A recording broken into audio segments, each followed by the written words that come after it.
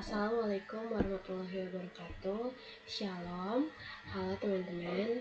Halo Pak dosen.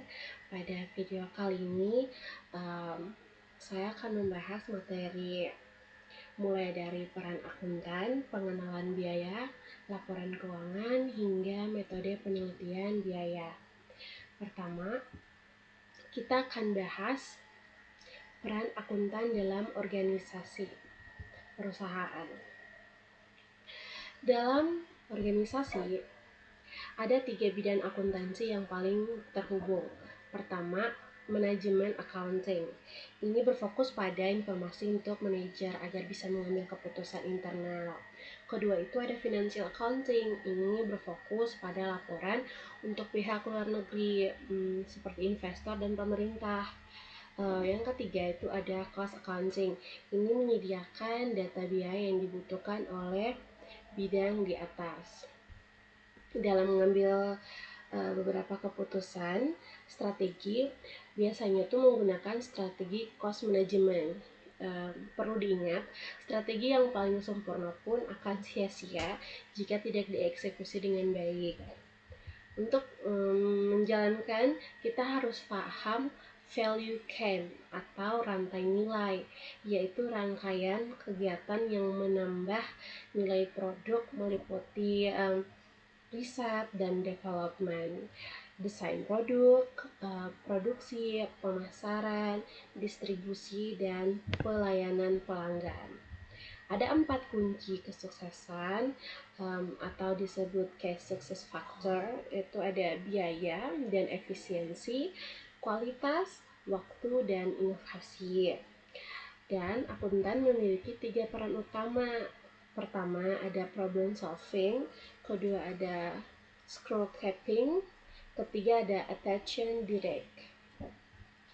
3 pedoman kerjanya gunakan pendekatan cost benefit, terus perhatikan aspek teknik, serta gunakan biaya yang berbeda-beda untuk tujuan yang berbeda juga. Selanjutnya kita masuk ke materi pengenalan istilah dan tujuan biaya. Apa itu biaya atau cost biaya?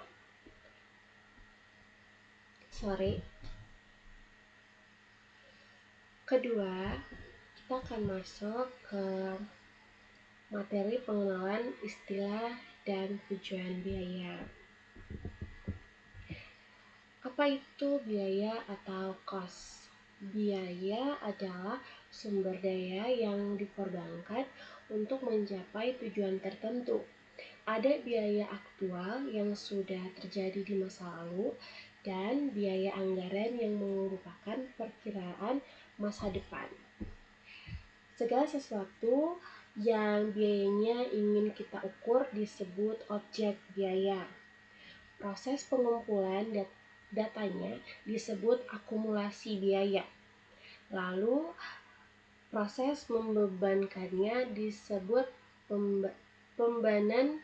pembebanan biaya atau cost assignment. Biaya dibagi menjadi 2. Ada biaya langsung, ada juga biaya tidak langsung. Biaya langsung adalah biaya yang jelas penyebabnya, seperti bahan baku kayu untuk furniture atau kaleng untuk minuman. Kalau biaya tidak langsung, itu biaya yang menunjang, umumnya seperti gaji manajer, sewa gedung, atau asuransi, dan lain sebagainya.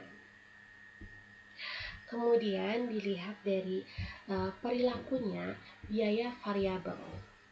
Totalnya berubah sesuai jumlah produksi, jadi nggak tetap.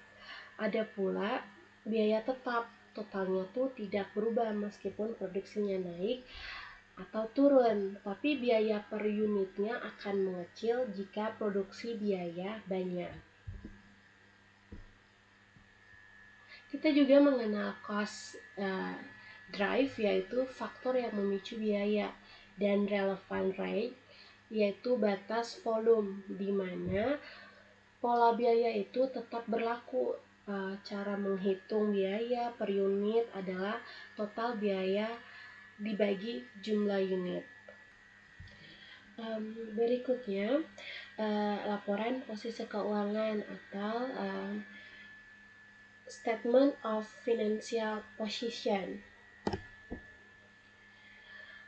Berikut ini materi mengenai laporan posisi keuangan atau kita biasa kenal Statement of Financial Position yang juga dikenal sebagai neraca. Laporan ini berfungsi untuk pertama melapor aset, kewajiban dan ekuitas pada tanggal tertentu. Kedua, itu memberikan info tentang sumber daya dan hutang. Ketiga, itu membantu memprediksi arus kas di masa depan.